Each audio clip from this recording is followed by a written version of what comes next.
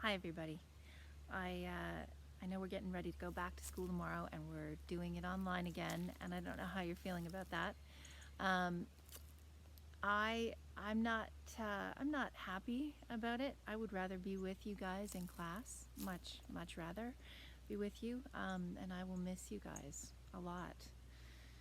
But we have to do this, right? We have to do this for our health and to keep each other safe for a little bit longer. So we'll make it work, right? We'll make it work just like we did in the wintertime. Only now it's spring, and that will make it that much easier and that much more fun. There's lots we can do in the spring, and lots that we can learn about outside. So I would rather be at school with you, but there's a lot that I can show you here. And last year I started with there's a chickadee up there. I started with a video of walk in the woods when we went online, and I'd like to do that again this year.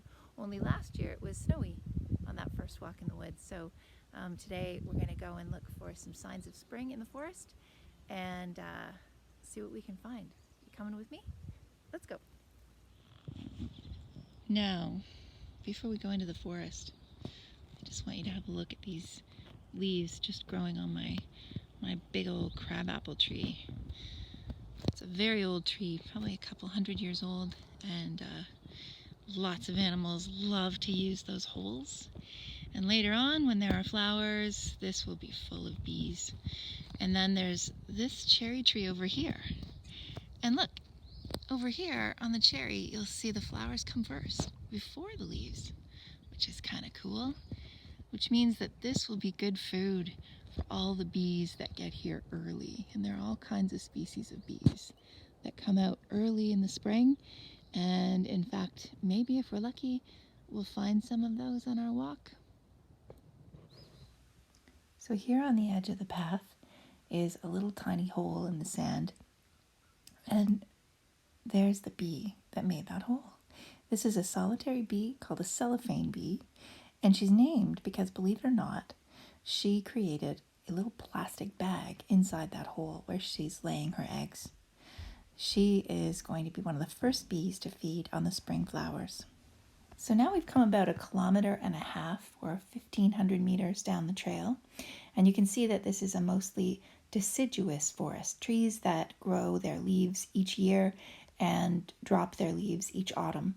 And if you look closely up at the top, you can just see the soft fuzz of this year's leaves beginning to grow, but they aren't big enough yet to shade the forest floor. And that means that there's a bit of an opportunity for some of the plants that grow in this forest. The ones that are down here on the ground are called spring ephemerals. So you can see these patches of green here and there. Those are plants that are trying to take advantage of this kind of magical time when the sun is nice and strong and they are not shaded from it by the leaves of the trees. So I'd like to go in and have a look at some of these spring ephemerals, some of the flowers and plants that we can find only at this time of year. Here's the very first flower of spring often. This one is called hepatica, and it's actually almost done for this year. This hepatica bloomed a couple of weeks ago. But you can see how it protects itself from the still pretty cold nights. Look at how furry those new little buds are.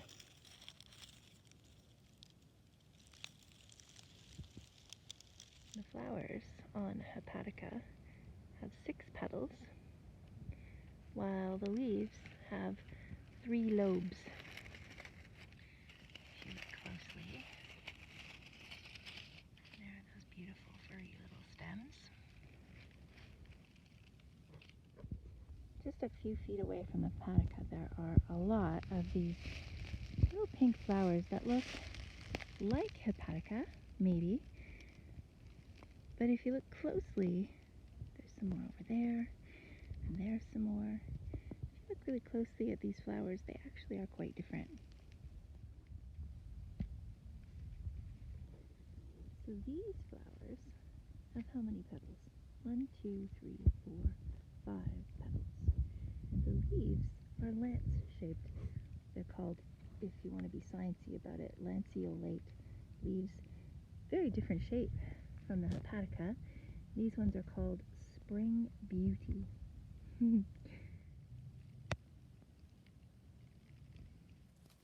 Here's one you might be able to recognize. This one has 3 leaves. Remember how we were talking in class about things that start with tri, like tricycle and triangle?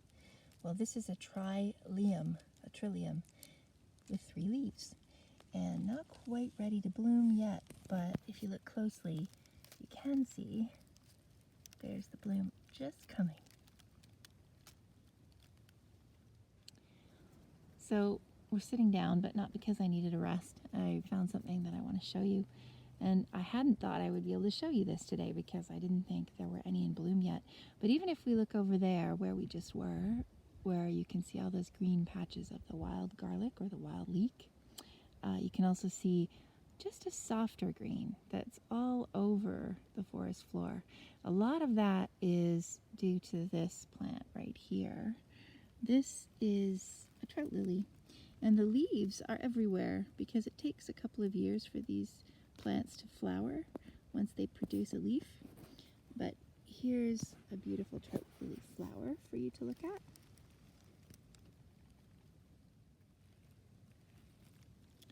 And if I can reach inside, I think you'd be able to tell me which parts are the female parts, which parts are the male parts.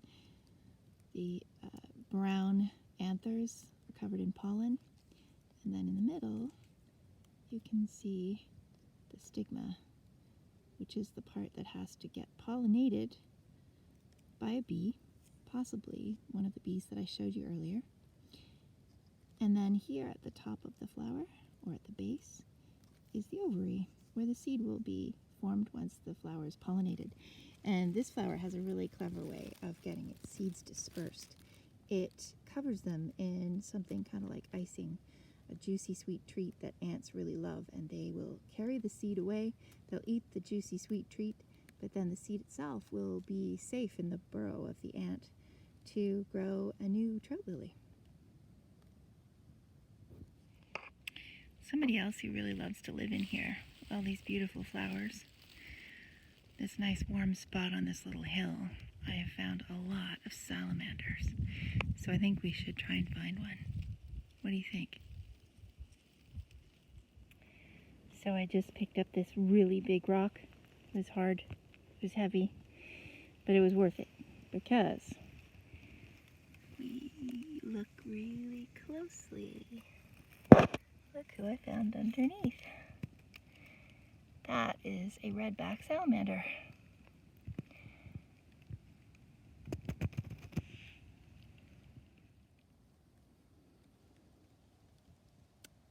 Isn't he beautiful?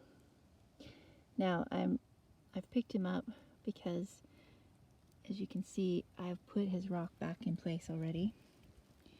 And that is because, obviously, if I put the rock back on top of the salamander, it's a very heavy rock. It's possible I could hurt him. So, what I'm going to do, you can have another look at him. I'm going to gently, gently, gently place him back on the edge. Go, little dude. And then he will go underneath his rock safely. Thank you for coming on the walk, and I'll see you soon.